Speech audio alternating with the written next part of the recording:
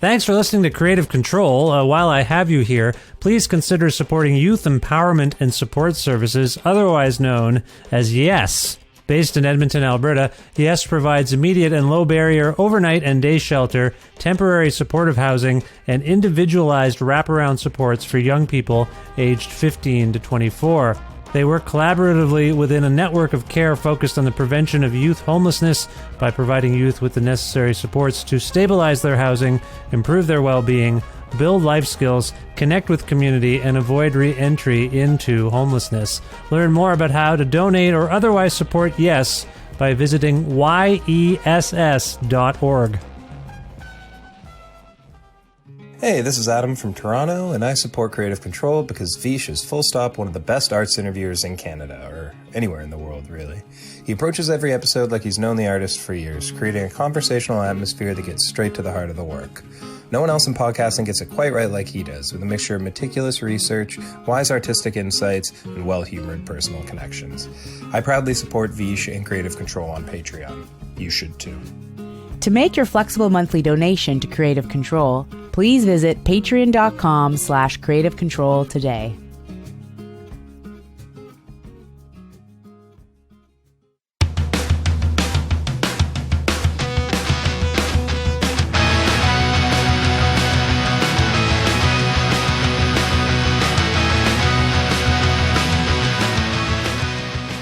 Eric Bachman and Eric Johnson are talented multi-instrumentalists and songwriters who currently reside in Atlanta and North Carolina, respectively.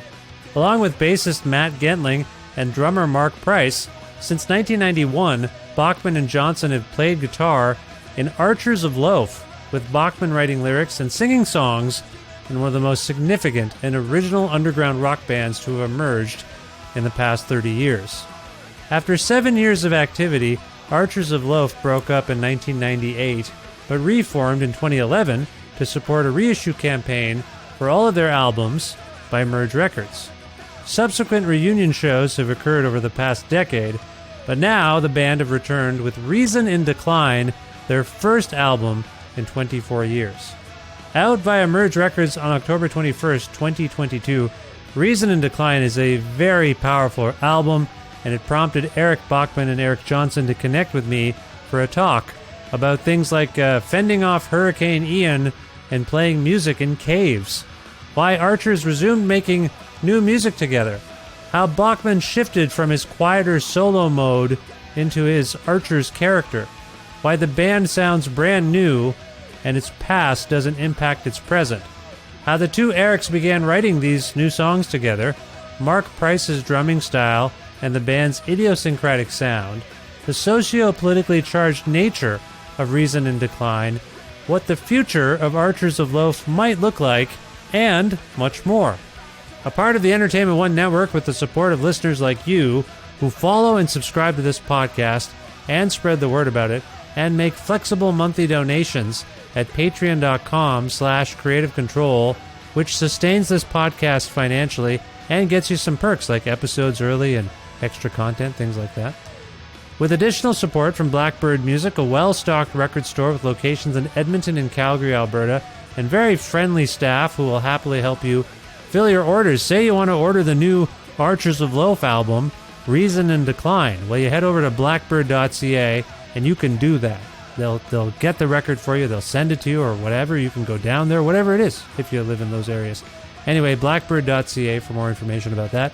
Plus in-kind support from Pizza Trocadero, The Bookshelf, and Planet Bean Coffee in Guelph, Ontario, Canada, and Grandad's Donuts in Hamilton, Ontario, Canada. This is episode 726 of Creative Control, featuring the lovely and talented Eric Bachman and Eric Johnson from Archers of Loaf, with their host, me, Vish Khanna.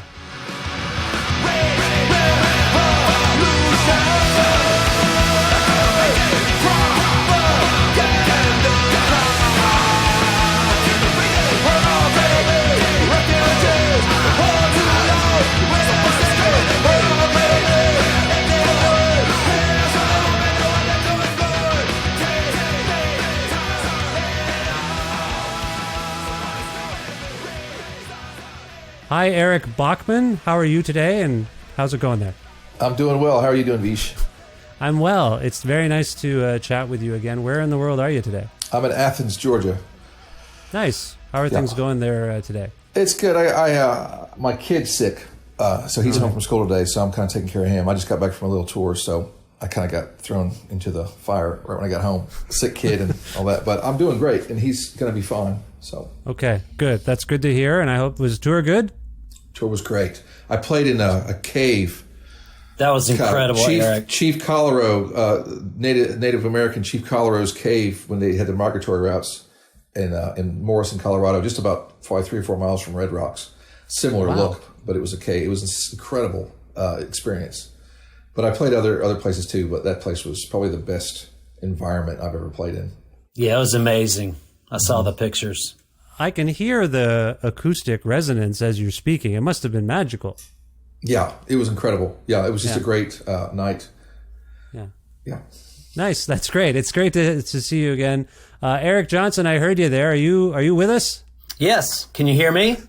We can hear you just fine. Nice to meet you, Eric. I don't believe we've ever really spoken before. I don't think so, Vish, but it's nice to meet you as well.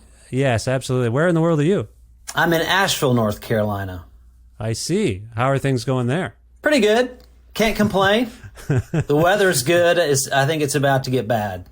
Oh, is it? Right. Oh, right. Sorry. As we're speaking, hurricane. But it's beautiful outside right now. Here, anyway. It's crazy windy here. Is it? We don't even have the wind yet. Limbs falling. It'll be there probably in an hour. It's here. I didn't even. Just got here. Wow. I didn't even think about. Oh my God! So we better get this done because you might. Yeah, before we die. You might have a power. Well, I wasn't going to say that. That's too morbid. I meant the power might go out. That's all I was getting at there. But in any case, you never know.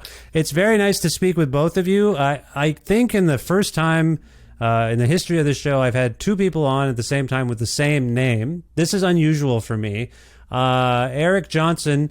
What do you call each other in common company what do people call you, I should say, to distinguish between the Erics? Usually EJ, and then Eric Bachman is usually called Golden Throat Bachman. He goes by the long-term name Golden Throat Bachman. Golden Throat Bachman might be hard to I don't respond to anything else. Okay, I will try to adhere to these strange rules that you have. Thank you very much. EB typically. EB and EJ. Yeah. Okay, let's start with this. EJ. Yes. Obviously, I know there's been a gap between reunion tours and making new music. From your reckoning, what prompted Archers to get back to writing together, writing new stuff together? Well, I think it's something that all of us wanted to do, but I don't know really what the impetus was. I know I've read interviews with Eric more than I've actually talked to him about it, but just that he was not in a mindset for a long time to do it. And frankly, I never thought he would be, because he's always progressive and he's always moving forward. So I was surprised, but I was very happy and was thrilled to get back involved. It's amazing to hear you characterize the progressive stuff because, and I want to get into this with both of you, like, I love this new album. It's fantastic, but I will say as a longtime fan, to me, and I hope this doesn't come across the wrong way, it sounds to me like almost a totally new band. I have disassociated and disconnected it from Archers, except that I know it's Archers, and like I know it is. I can feel it, and it's all there, but I love the fact that you have, gone in this different, I think, somewhat different direction. It seems different to me. EB, Golden Throat, Bachman, I can't do it. EB, what do you make of where I'm coming from, and can you speak to what Eric was just saying? Yeah, I think that is partially why we were able to move forward. I think for me, one of the reasons why I think EJ nailed it, I couldn't find a perspective from which to write, because the perspective from which I wrote in the past for the Archers was a different part of my personality that wasn't really engaging in music, and it was just kind of getting smaller, the kind of angry, I hate Walmart and I hate the world, and that's kind of a smaller part of my personality. It's still in there. Yeah. But it's a smaller part of my personality, and I knew I didn't want to write a whole, because you got to get behind the stuff you write, especially if you're going to perform it. So I think the little light that went off in my head that allowed it to go forward, and you're hitting it on the head too, Vish, is that let's just not worry about the past. Let's not mimic that. And almost proactively, okay, the loud, quiet, loud thing that we write sentences with, and the sort of barky vocal that I would do, I almost proactively didn't avoid it, but if it came to a decision, I would choose the other. Yeah. I would choose something else, because it's really, making records is a series of making decisions. So I feel like the thing that there's two things that were the catalyst to making any record. One was the pandemic and Trump. Plenty of reasons to be frustrated and angry and disoriented. That gives you plenty to write about. It gave me plenty to write about lyrically anyway. And then this idea that, you know what, don't even try to do anything like you did in the past. Just be what the band is now and go forward. And that's why it kind of started coming out naturally. I can hear that, and like I say in the record, that comes through. EJ, just to speak to what we're speaking to, I think is a little bit of legacy fear. I think some bands have gotten back together and very pointedly said, you know what, I'm happy with our catalog. I don't feel the need to mess with it, and I think people might be like judging this thing against the old thing, and we were like 20 years old when we did the first thing. How can that even be possible? EJ, did you have any... did that give you pause as a member of this band? What, just writing, like taking such a big step? No, it's more, sorry, I was unclear. More just that external consideration of what people expect Archers to be, and based on what it was, not what it is now. You know what I'm getting at? Yes, I certainly feel that. I've read some of the comments on YouTube. I know I'm not supposed to do that, but they're like this is nothing like the Archers, and I'm like, well, it's the same four people, playing the same instruments as we always have, but I don't know. Yeah, I've had some of those same feelings. As we're speaking, I believe this week another single, if you will, was released from the record, and I believe it's Amy. Is that correct, EB? Yeah. So I was playing the record I've been playing the record in the van when I drove my kids to their running race thing yesterday, and then we had it playing, blasting in the van, and we got to Amy, and I says to my wife, I says, this is the new single. And she goes, this? They made this the single? And I'm like, yeah, I love it. I think they're just like, sorry, is that a pointed move, EB? Like, do you feel like you're like, yeah, this is not the Archers you knew? I think that, we have people giving us their opinions, Merge and our lawyer, Sean, and our label Merge give opinions. Yeah. And I think what happened was, with Amy coming out as a single, I think everybody likes the song, there's that, first and foremost. But I also think that we've had Screaming Undercover as the second single, and the first single was In the Surface Noise. So those are pretty anthemic and rockin'. Yeah. I would argue that Surface Noise is anthemic and Screaming Undercover is rockin'. And so we didn't want to mislead people into thinking the whole album was 120 beats per minute plus just thrashing, rockin' anthemic things. There's some mellow stuff on there too. Yeah. And so they wanted to showcase that part of the album. Instead of just like, here's another rocker, here's another rocker. And but that's not super uncommon on an Archers record either. Like that's what exactly. I'm wrestling with. So I think one of the things, Eric, I think EB, sorry, the last time you were on this show, we talked pretty extensively about the change in your voice, and that was not. That was sort of medically induced, wasn't it? Yeah, I had microfold surgery in 1998 or 9, maybe 2000 maybe. I had to go, and surgery is a strong word for it. It's what they call it. But they just put a laser in there and they just shoot some of the nodes off, Yeah. So I had to have that done because there was one that was quite problematic, blocking, anyway, a certain frequency response. But anyway, I had that done, and just screaming less, Yeah. And when I wrote, and so that changed it. I had to sort of change it from there. So you've got this. When you talk about trying to get into the Archers frame of mind, I feel like you have this very unique experience because physiologically, you can't even probably sing the way you used to, and nor should you. You were kind of advised not to on some level, right? Right. Not on some level, very directly, to not do that. And smoke and drink and do cocaine and stuff like that. That was all part of it. My son's hearing all this in the background. This is bad. But, well, you said, sorry, just to be clear to your son, you said not to do those things. You weren't like, exactly. My doctor told me to do more of it. That would be bad for your son to hear. Right. No, that's right. Yeah. That's right. So I think in combination with that and then screaming every night, because you just dry it out. You play a show like that, you scream, you're drinking beer and whiskey while you do it, and then you smoke a pack of cigarettes a day. And then, of course, you're drying it out even further when you're partying. So Those days are over to a large extent. So, you had to stop all of that really if you were going to just perform it all. So I did, and it changed the sound of my voice, And I think you also start aesthetically choosing different things. You start wanting to write from a different perspective because you don't want to do the same thing over and over again. Yeah. Yeah. So it's not rocket science. So EJ, your perspective on this, like Eric's voice has changed. Do you also hear a change in his writing? Do you hear that as someone who's worked with him for all these years?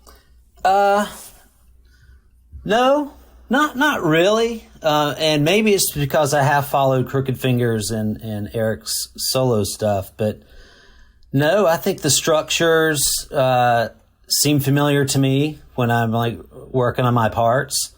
I think roughly he writes Archer's songs about the same, and there's a pretty good mix, as always, of like the loud stuff and the quiet stuff. Yeah. That's pretty much it. So when when EB rather was on the show to talk about his last beautiful solo record, we talked about you quite a bit, EJ. You came up. You participated in the record, and EB spoke of you very highly. I think this. Well, I'm not trying to make things awkward between you two. I think you two love each other, and you know that. But my point is this: EB was very happy that you were involved on that last record. Is where I was coming from. I was thrilled to be involved. I was really stoked. Yeah, it's beautiful. It's still one of my favorite records of the century. I love that album. I get things in my head all the time. It really impacted me particularly, which is saying, I will say, I listen to 1 billion records a year. And so I just want to say to people listening, and you should check out all Crooked Fingers and Eric's stuff as well if you haven't done that. So anyway, EJ, can we talk a little bit about how the collaborative process began in terms of making Reason and Decline? Because I don't know if you and EB got together or was it a full band thing? Can you talk about that a little bit, EJ? Yeah. At the beginning, it was me and EB. Like, he would write the structures and the words and then send those to me. And then I've got a little home studio, and I would record parts and send them back to Eric and say, is this kind of what you're thinking? And we'd go back and forth doing that. And then once he was happy with what I was doing and I was happy with what I was doing, I would send the half-finished song to Mark and Matt. And so they don't do the home recording stuff, but I'm sure that they listen to the music before they come in ready to add their parts to the songs too. Right. And that's the way we did it on, I think, the majority, if not all of the songs, except for the last one. Yeah. That was also written towards the end. Yeah, it was written at the very end, yeah. But, one thing that we should say, EJ and I should say here, a lot of this is necessity. I think if EJ and I are so meticulous about what we're doing, because I'll like he's saying, I'll send him the skeleton, like, this is the song, this is the chords and the words and the melodies. And my guitar part is just like a guitar part to house the words or whatever and house the chord changes. And so when EJ comes back with his guitar parts, I'll rearrange my guitar part to try to work with his, and then we just kind of go back and forth a little bit. Yeah. So if we do this shit in front of Matt and Mark, they get bored out of their minds. So we do all this work, and it takes us months, man. It takes us a long time, and we get it done. And so we're just really trying to not annoy the rhythm section. We're just trying to get them a thing that's kind of ready, so they don't have to sit and wait in a rehearsal for hours while we do this stuff, Yeah. So EJ, that's exactly right. Yeah, we've talked a little bit about what I view, and I think you guys have kind of corroborated this, that there feels to me to be a distinction between Archers of Love 2022 and the Archers that came before it. In terms of your interplay with Eric, what EB is just describing as a way of working, probably because you're remote in different places. Has that interplay between you and EB changed much? I think so. Yeah. I think it's made us tighter when we have that much time. I can go, all right, this part's kind of cool, but it's bleeding over into what Eric's doing, so I'm going to have to do something different. Whereas back in the early Archers days, when we just were at band practice coming up with stuff, just right off the top of our heads, it wasn't like that. It was just different.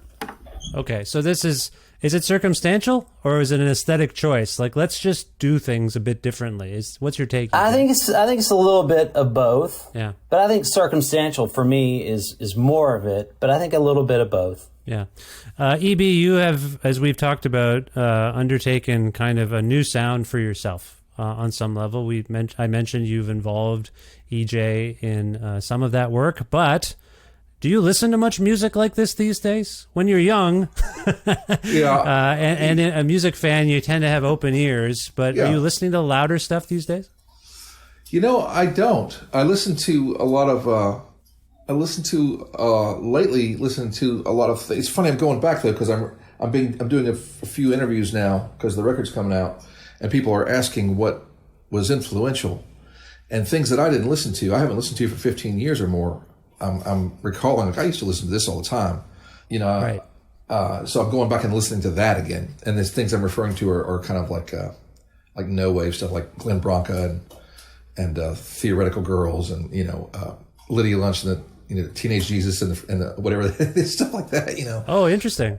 All that kind of noisy guitar stuff, like Glenn Branca's first symphony. If you listen to Toast or something, like that's what we're aping, you know. That's what it is. Yeah. If you listen to that stuff, it's very Archers. For my parts, we're very influenced by that. And so I've been listening to a lot of that lately, but I'm not going to make music like that.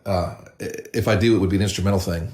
For me, as I've gotten older, it's the song. It's always the song. So I'm so enamored with tradition, Anglo traditions. If you go back to sort of standards, Irish and English songwriting, and then, of course, more modern versions of that with Raymond Jack Elliott and Bob Dylan and Townes Van Zandt and Leonard Cohen and Richard Thompson and all this stuff. But that, that all comes from a well that's way like 200 or 300 years older than that, and more than that even.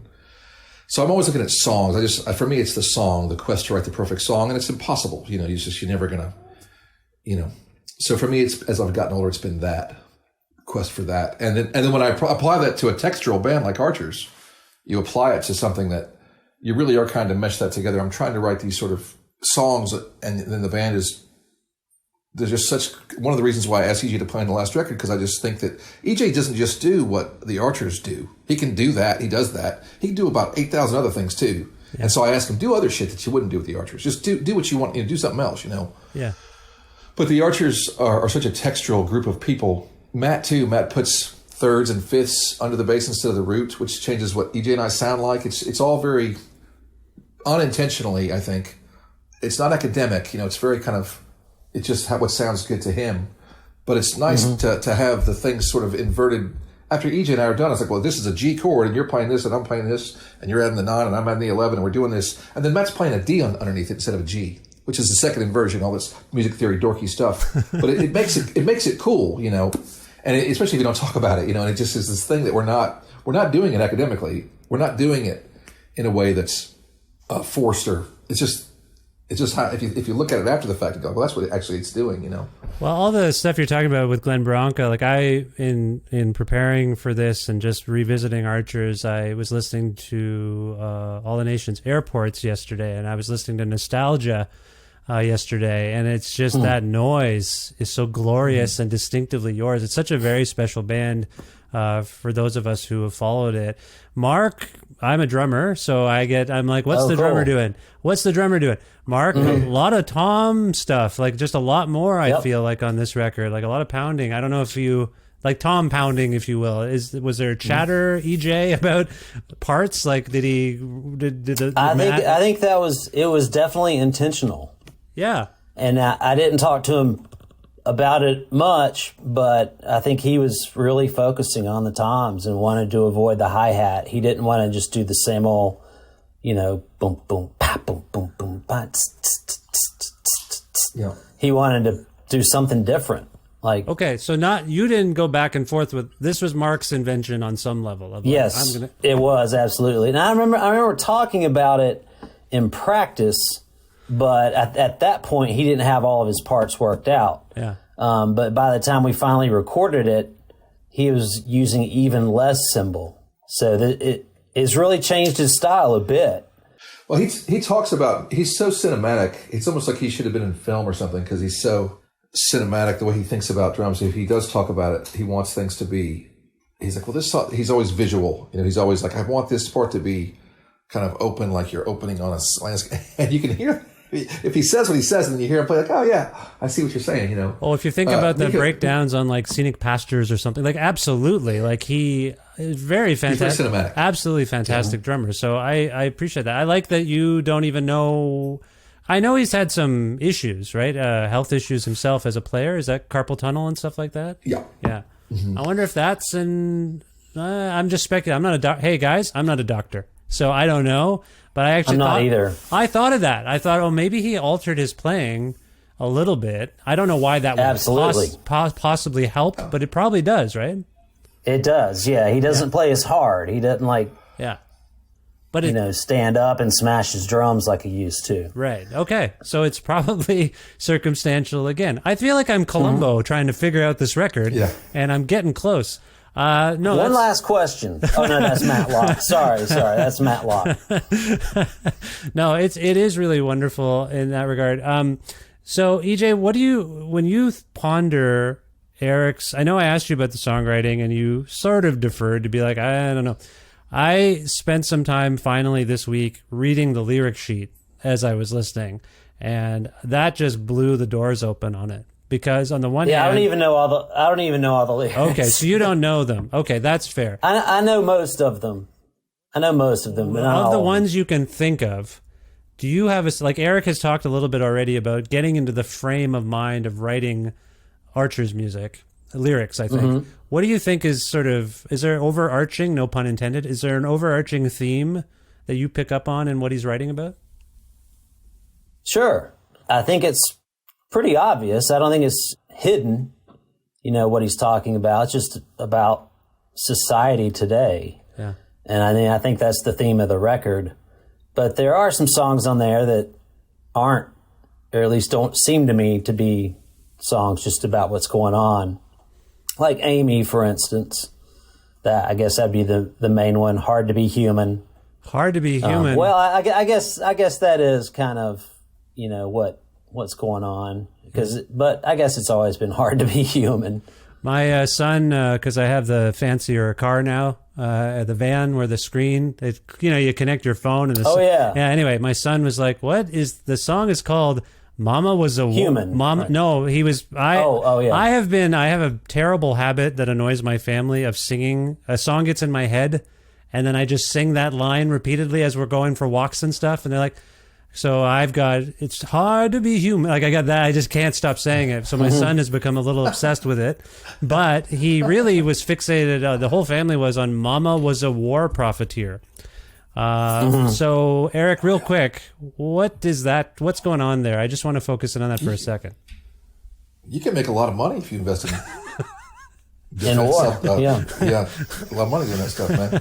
There's a lot, and you don't even have to think about it. You can just do it. You just go to the stock exchange. You just buy your stocks, and then people build weapons and kill people with them, and you just make a shitload of money. You seem particularly fixated on capitalism here. When you're talking about Misinformation Age, this brilliant song about, I think, 24/7 news and all this bullshit media stuff, like you talk about where the money and the blood intertwine and these sorts of things. That's really on your mind these days. Greed. Yeah. Well, for sure, especially under the Trump administration where it wasn't even being shrouded, or if it was, it's just there's so many distractions that don't matter. We could be upset at a guy for saying, yeah, if you're famous, you can grab by the pussy. That's fine. But he also does business with Simeon Mogilevich, the biggest. So this is, and you talk to people from that side of the aisle, like I'm not even, I don't know, I don't want to get too deep into this, but just the sort of complacency. Well, yeah, that's just how the world is, though. I mean, he's a businessman from New York. Of course he's going to have to do business with the mob. Of course that's just the way it is. You're like, it's not the way it is. It's not the way it is. You're allowing this because you want abortion to be made illegal. You're allowing this because you want to appoint Supreme Court justices, and there's all kinds of stuff going on. The War Profiteer song is even more. I'm not anti-capitalist. I just think there needs to be some sort of accountability, and I'm not alone in this, so I don't even feel like it's that daring of what I'm saying. It's just, I just felt like singing about it. So, yeah. If you look at, if there's a great book by, oh man, I forget his name and I forget the book. I can, you want to text me or something? I'll text it to you. Chalmers Johnson. Oh, okay. Chalmers Johnson. Sorrows of War, something like that. Anyway, it talks about war profiteering. It talks about Dick Cheney and his owning of Halliburton stock and the way they outsourced. KP duty was no longer done by other military people. It's done by Halliburton. And you can own stock in this company. And when there's a war, it goes, it's not subtle. It's not like it's not. No, they don't hide it. It's in plain sight. Yeah, that's right. Yeah. And that's repulsive to me. So it warranted a song, EJ, there's two things that occur to me. One, and I realized I lost my train of thought. I neglected to ask you. I asked Eric about listening to music, and we all kind of know that Eric's been making music publicly, and so this is partially why I asked. I want to catch up with you about that in a second. I forgot to, and I apologize. My quick question as a follow-up to this line of thought, though, is: do you guys talk about things like this, like the the stuff we've just been talking about, as you're pondering a record and you're maybe hearing playback and you're hearing Eric saying these things, EB, I mean, EJ, do you guys talk? Do you have conversations about the subject matter of the songs? Not deep conversations. We joke about it and we're sarcastic about it, but we don't have a powwow and go, Eric, we want you to write these types of words and we really need to get this across because this is what happened. None of that. It's more like, did you see that bullshit on TV last night? Or did you hear what that idiot said? Just something more lighthearted. But I think it's fair to say that we all stand behind what's been written. Yeah. Does EB ever say, man, I'm really struggling with this line? Or no. Conversely, do one of you say, that thing you just said, do you ever think maybe saying that? Do you ever any constructive feedback? I don't know. Have I ever, Eric? I tend not. I don't think you haven't done that necessarily. I don't think I ever have. Maybe. No. Guitar been a long parts? time ago. Maybe guitar parts? Guitar parts we do. Yeah. Guitar parts we go back and forth. Yeah. We say stuff back and forth. That makes more sense. Okay, I appreciate it. But lyrics are, it's a weird thing where if you're going to be singing it from your personality, from your thing, I don't know. It's great that they trust me to say it. It's great that they haven't said anything. You don't say that. I don't know. No, but I feel like it's, I feel like it's a risky thing to have to say stuff. Writing lyrics is very difficult. Well, there's a real density and to the words for the most part, and there's very interesting things you do with just your phrasing and all those sorts of things that I find fascinating. We were talking about Amy earlier, and that's the most stark of the songs, just the least number of words, but somehow one of the most affecting. So you have these modes, I feel, Eric, where it's very punk rock in that regard, I would say, kind of old school, trying to convey a lot of information in 2 or 3 minutes with maybe a lot of different words. And then you have this other mode of and I think Misinformation Age falls in this line too. Very effective, but kind of focused and a little bit sparse language wise. I don't have a question per se, but it's just something I've observed as you ponder writing for Archers again. I think you're exploring these kinds of modes more. Well, I think too. I think the reason I could write lyrics for an Archers record again was because I just said fuck it. I didn't. Sorry, I just said. I just said to me. I'm like, don't worry. No, Oh my God, my delicate ears. My point is, we didn't, like I said at the beginning of this interview, I think one of the reasons why we could get something done was because I'm like, I just have to do just be myself now and do this, as it is. So I don't feel like, I really don't think there's a perspective I have to take, and it comes from frustration with how the pandemic sort of took my work from me and sort of damaged my sense of where I gathered my self-esteem and all that, sort of took all that from me because I couldn't play or perform and all of a sudden I was just at home all the time taking care of a child. Yeah. And that was bad for my sense of confidence, And then of course getting sick a lot. My family got sick a lot. And then, cause my wife's an ICU nurse. And then, the current political climate with the Trump administration, there was plenty to be angry about. So that was easy for me to fall back on and say, if I could have said, well, I got this angry rock record I'm making, I'm going to make it. I probably would have made the same lyrics, but I was like, why would I get a new band when it's the best band ever that wants to do something, with Matt, Mark, and Eric? Like, why would I do that, And so that was just the thing, So I don't think I had to go, okay, I'm going to write Archers and I have to change. I know I've said sort of things like that in interviews before, but it ended up not being like that, you know. Well, I think I think for some of us, songs like Amy and maybe War is Wide Open could easily be solo songs, if you will. You know what I mean? Yeah. So. Well, yeah. I think that there's stuff that those guys do though that really. I mean, the chemistry thing is the thing. Absolutely. It's the magical thing. Yeah. So I've played in so many different bands and I haven't been able to find people that I feel, as far as a band goes, that I get along with without saying things. Like you just asked EJ if we talk about it. We don't have to talk about it, Vish. We don't have to. No. You know, we just kind of do it. Like, you know what I mean? So the chemistry is that strong. In my practice, I get this a lot. Yeah. Thanks for we don't talk about this stuff. We just do it, and it happens in the room. And I'm a musician. I know this. I couldn't tell you why I did a thing. It just happened, and someone said that was good. Let's just keep doing that thing again. Feels right. Yeah, feels right. Yeah. EJ, I neglected to go back to you. I'm sorry about this. So, what has been your musical life per se? I guess we could even go back to Archer's sort of stopping. I know some of us know that story. What have you been kind of doing musically as Eric has been exploring music in his own pursuits? Oh, sorry, EB. Musically, I have a little side project called Spooky J. I do have 10 songs on iTunes, but that's it. Right, exactly. I only have it up there just for the hell of it. I don't expect anyone to buy it. I've never promoted it. I basically record it and hand it out to friends. But I love doing it. Yeah. It's all instrumentals. I can't sing and I can't write lyrics. Matt Gentling does play bass on a few of the songs. One of the songs is acoustic. Everything else is electric. And I have a fake piano that's pretty good. That Eric helped. Eric helped me pick out the software for it. Do you remember what that software is called, Eric? It's Native Instruments. I don't know which one was it the Maverick one or the Maverick? Yeah. Yeah, okay. This is a piano. Because I'm a Maverick. Has one. Yeah. Oh, there you go. Yeah. So kind of one man banding it more or less. Yes, more or less. Right. And then I worked a little bit with Eric B. Bachman. Yep. Golden Throat. And Golden Throat Bachman. Yeah, you played a little bit on that Band of Horses. I played a song on a Band of Horses record. Yeah. And then ever since Archers have been playing, that's all I've been paying attention to.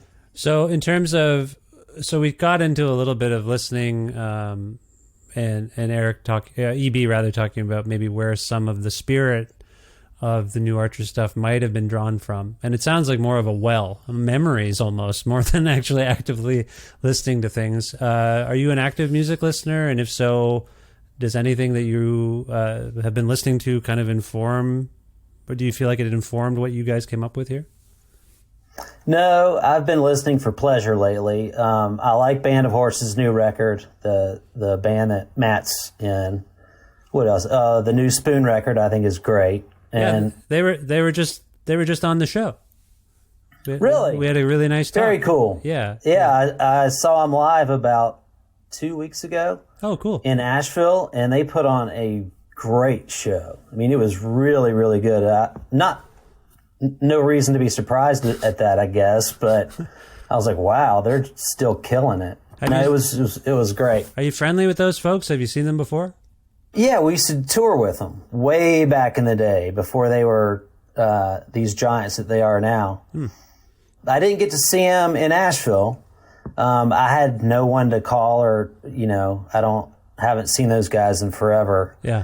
But it was great. Had pretty good good spot to stand in. Yeah, we've become a little bit friendly. Britt and I have exchanged some emails since the talk, and actually, this reminds me, I'm supposed to get them into the Bob Dylan Center. So I've put this on the record right now. I got invited down to that thing in May, and I went, and it was amazing, and I became friendly with those folks. So now I'm just like every musician. I'm like, do you want to go? You're in Tulsa. Do you want to go to the thing? And they say, yeah, of course we'd like to go to the thing. So an open call. If you guys are in Oklahoma and you want to go to the Bob Dylan Center, just send me a note and I will hook you up. Okay. Yeah. Anyway, no, that's great. I just wanted to catch up. It must be interesting. I feel like EJ, your musical invigoration comes from EB saying, I want to do this again. here's Very what I've much come up so. with. Yeah. So you're kind of listening. You're listening to him, and then subsequently Archers gets your juices flowing, I guess. It does. I love it. So what does the future hold at this point? I know the future is really uncertain, but does this activity for you, EJ, does this suggest you feel like you guys can do more such collaboration? I think we could. I hope we will. A lot of that's up to Golden Throat. Yeah. But I don't know. We'll see. I'm sure that we'll tour on this record for at least a year or two, I would think, and then after that, I don't know. Golden Throat, I think the ball is in your court. Yeah, no, I have no idea what will happen. I know that we're going to do a bunch of shows, and I'm not sure. I'm not sure what'll happen. I mean, there's part of me that wants to, and part of me that's just sort of like, man, the logistics are so difficult. It's like herding cats because everybody's so busy doing their own thing, But I mean, I don't know what's going to happen. I'll say this, and I don't know if this is the right answer. Not that there is a right answer, but I know I want to hear EJ's guitar more. So I don't know if we'll do more Archer stuff, but I'll ask him to play on some of my stuff some more. But I mean, maybe. I mean, I'm not saying no because I don't know. I don't want to box myself into something because I don't know what's going to happen. I think a lot of it is logistics. I think it's not really an issue of want. I mean, Max and Band of Horses, I do this. I have a kid. I have a family. I have so many things going on. EJ's got his job. Mark's got a job. Everybody's got stuff that they do. It's hard to, it's been so hard to organize just a week to go up the East Coast and back. So hard to organize a week just so we could record. It was so difficult to get everybody on the same schedule, I appreciate the logistics part. Maybe a better way of asking this is, you talked about how this activity for you was spurred on by Trump, pandemic, whatever, just all that stuff. Yeah. Has that fire been quelled a little bit by expressing yourself in this way, or do you still feel like you have that Archer's voice in you right now because things are still so fucked up? Well, yeah. Yeah, I don't know. I don't think it's a big steps to the side or to the right or the left or to anywhere to have a voice that's angry about what's going on. Like, I guess part of my argument is that I didn't really have to go to an Archer's voice as much as I thought I was going to have to do it. So I'm just saying what I'm feeling, so without having to be, I got to be this curmudgeon angry person to sing Archers. I don't necessarily feel like that. And I think the new record is kind of representative of that. But no, and I appreciate that. I don't hear that exactly on the record. Like I hear a more dynamic, nuanced, emotional, intellectual response. It's not just visceral, blah, blah, blah. But you have framed this a little bit in the last time you were on the show. I think rather infamously you talked about how you needed to get in this frame of mind. I think some of the context for this record is the same, dealing with being locked down and dealing with how do I even get there? What am I doing? So you've made that turn. Now you don't have to rely on what Archers was. I assume that's got to be inspiring and invigorating to be like, yeah, I can do this. I didn't know if I could do it. Now that I've done it. Yeah, no, it is for sure. Yeah. I just don't know what it means moving forward. I just can't, I don't know. I can't, part of me wants to just vanish, No, none of us want that. I'll tell you that right now. Well, I appreciate you saying that. I'm just saying I'm not going to do that, but I'm just saying part of me wants to do more Archers and part of me doesn't, and part of me wants to just do something else. I don't know. I don't know. It's hard to say. I think if you're going to be in tune with what is compelling you to make things, to sort of solidify it by saying, I'm going to do this, chokes off some sort of opportunity that could happen otherwise. This answer could have gone any which way, though. You could have said, actually, I'm working on 4 or 5 new songs, and I think they feel like they'd be for Archers. Are you right? Have you written? Yeah. Have you written anything since the Reason and Decline? Yeah, absolutely. Yeah, I'm writing a ton of stuff, and none of it is. One of it's just me on piano, and it's. Well, I don't know what it's going to be, but it's just real mellow. My God, the piano-guitar interplay on Human. Sorry, guys, I don't feel like I've done this record justice today. I want people to hear it because I think there's such a rich musical thing happening. EJ, I apologize. Have I done a bad job? I'm just trying to put it across It's brilliant, and the sound is great. Thank you. I just want to say that. Thank you. I hope I don't think I've done it justice, but who can? I think you got to listen to it. I'm just saying that album kicks off. It's unbelievable. That's all I wanted to get to before. Thanks. Yeah. Yeah. Well, thank you. That's my favorite one on the record too. If it makes any difference. Yeah. Well, you and my son. I love EJ's guitar on that, and I love the lyric, and it's kind of has it's the whole thing in one song. Kind of, it's the whole record. It's got the anger about the politics and the frustration about the pandemic, and it's also dealing with personal psychological stuff. So it's got everything that's on the record is in that song. Everything's in that, and it's a good way to say, okay, this is what this is going to be about. I will say that around the family, I go, oh yeah, it's hard to be human, but I very rarely finish "Only Death Can Set You Free." I don't out loud in the minivan as we're going to running start singing that to them. It's just my preference. Is that okay? I think it's fun. The song was kind of a joke. I was in Portland, Oregon with my friend Barton Carroll. Oh my God. Great guitar player and writer in his own right. And he and I were sitting there eating like some food. We were sitting in the van talking, and I was like, Barton, I got this song idea. And he and I joke all the time, but I said, I got this song called, and I'm making fun of it. And I say, this is before I'd written a note of the song. I said, I got this song title idea. It's called, It's So Hard to Be Human, parenthesis, on the cold, hard streets of pretty much anywhere, parenthesis. And he just, I don't think it's that funny, but he just started laughing like crazy. He just thought it was really funny. And so I thought, well, I'm getting some response from him, because the funny thing is pretty much is just the least poetic thing you can say. I think anything in parentheses can be funny. Anytime you add, true. This little caveat, yeah. Or what do you want to call it? Yeah, so. Yeah, but it was facetious and silly, and then I went home and I took the concept and we ended up just calling it Human. I guess the graphic designers were just like, it turned into something far less of a joke. Yeah, it's not very funny now, but it started as a joke, And of course, I view it as sardonic, if that makes sense. It's not a joke. Yeah, totally. Well, there's that. What I'm saying is, I think there's dark humor to that line, but I also know you and where you're coming from, and things like that do worry me sometimes. I will tell you that much. But I also see it as humorous in its emotive quality, if that makes I don't finish it. I said it earlier. I can't say it out loud because I don't want my kids being like, what? But at the same time, I appreciate it. So all this to say, I'm mindful of the clock. I know EJ's got to go. EJ, this is kind of plugs time. You mentioned your side project. Is there anything, anywhere you want people to go on the internet to learn more about you specifically? And then we'll get into Archers. But EJ, can people follow you or whatever? Honestly, no. I'm not on Instagram, nothing like that. It really is just a labor of love. Yeah. And do you engage with the social media and the internet much? I'm on Facebook, but that's it. Okay. That's okay. But I'm on there about every day. I just got out of jail. What? Oh, Facebook. I just got out of Facebook jail because I made a joke that this Hurricane Ian or Tropical Storm Ian, and I was like, well, we ought to just nuke it. Oh, right. Obviously, being sarcastic, making a joke about Trump, and I got put in Facebook jail for that. They wouldn't let you 24 hours, yeah. But because it was a reference to Trump, or because you said you wanted to blow up a hurricane? I'm not sure. Because the accusation was that it was threatened violence. Yeah, and I'm like, that doesn't threaten violence except to a hurricane.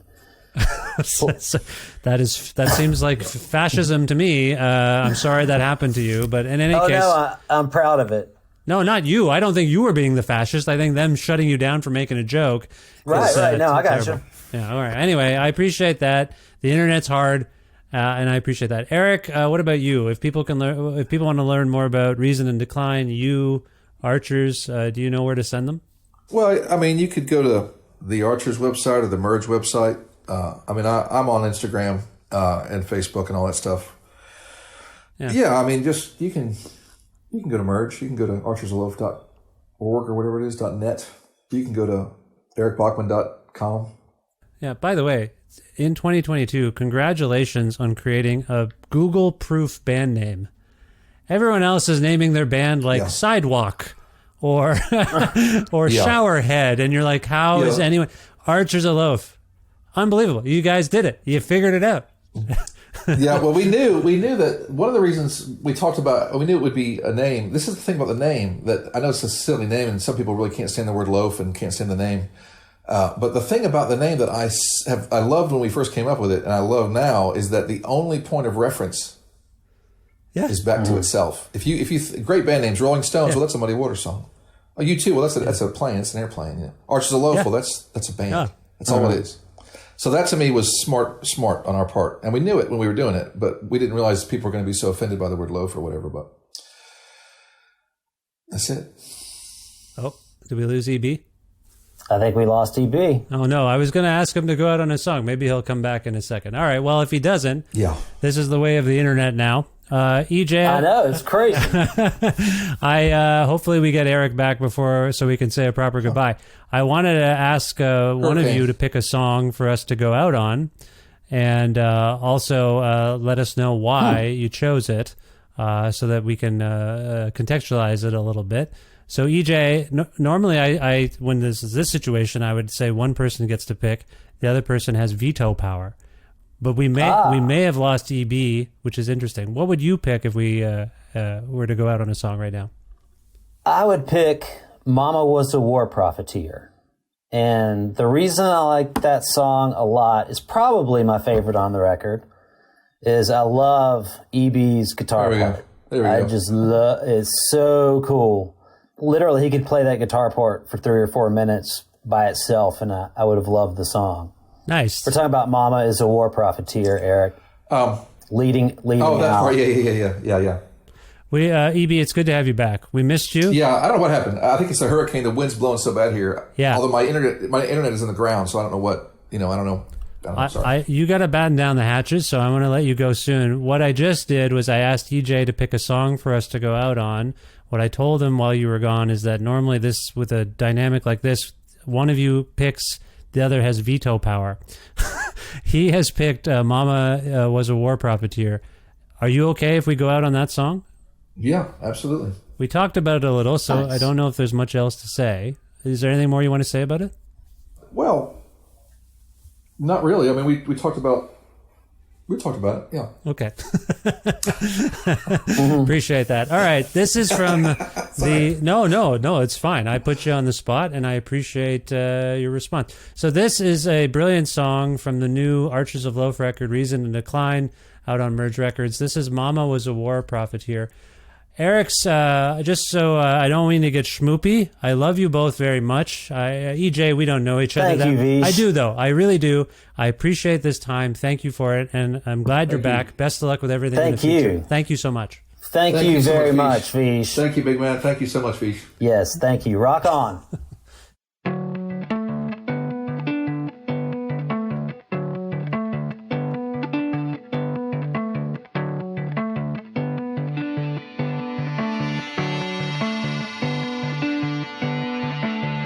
I remember breathing under cover and the screaming thunder, flashes in the night so bright. We traveled at the speed of light. We shuffled through the mountain passes while the bombs above us blasted into a bunker safe and sound. We kissed as everything burned to the ground.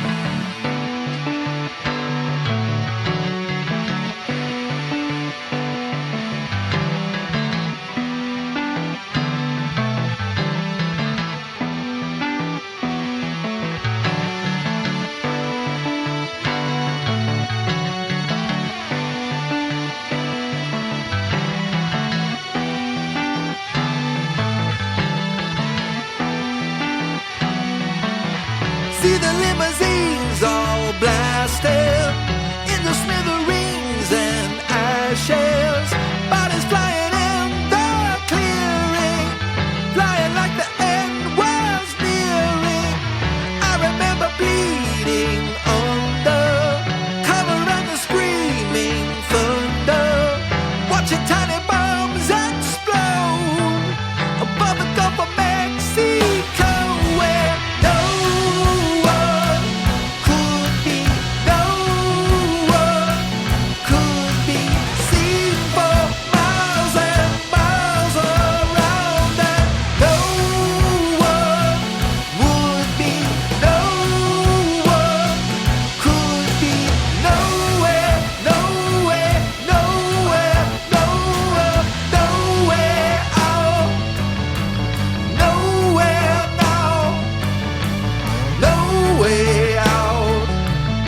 in the golden hour. No way out, nowhere now, no way out. In the golden hour, no way out, nowhere now, no way out. In the golden hour, no way out, nowhere now, no way out. In the golden hour, no way out, nowhere now, no way out. In the golden hour, no way out, nowhere now, no way out. In the golden hour.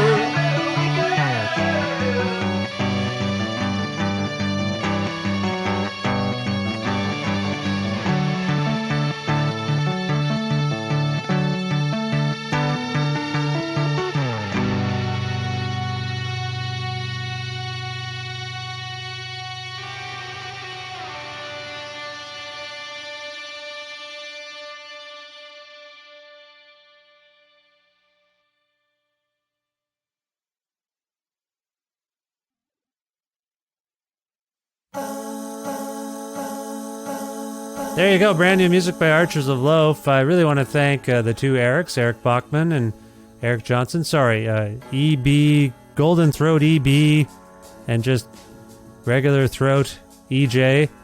Big thrill for me. I love those guys, as I conveyed there, and I love Archers of Loaf. Very nice to have the two Erics on this, the 726th episode of Creative Control, which is part of the Entertainment One podcast network and is available wherever you get your podcasts.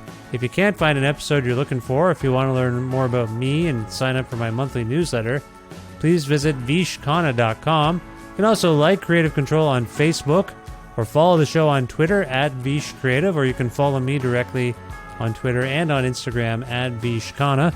Also, please visit patreon.com/Creative Control to make a flexible monthly donation, which is the primary source of income for me to make this show basically every week, sometimes twice a week. Why do I do this? Oh yeah, because of the Patreon and because I like doing it. Never mind. $6 or more on the Patreon a month grants you access to exclusive content, including early access to episodes that go out to the general public, usually the next day. I try to get the Patreon folks everything about a day early if I can make it work with my schedule.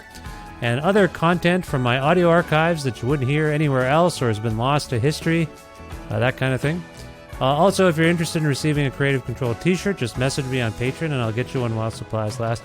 You know, I'm starting to think all this bonus stuff on the Patreon, everyone's Patreons. I don't know if people, you tell me, do people want that stuff? Or do you just, I feel like you're supporting the main effort, and the bonus stuff, we all are like, oh, I gotta do the bonus, I gotta give everyone more extra stuff.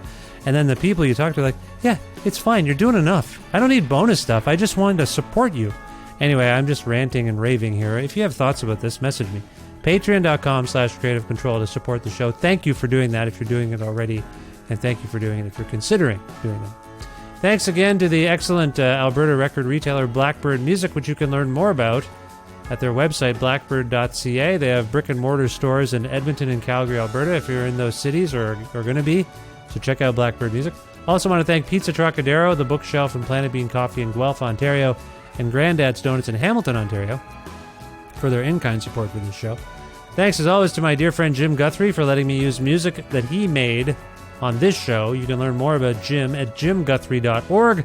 And finally, thank you so much for listening to this episode with Eric from Archers of Loaf. Check out Reason and Decline. It's amazing. I love it. And please subscribe to this podcast and follow it and tell your friends to do the same and spread the word about it. And that's it for me for another episode. I will talk to you very soon. Be well. Bye for now.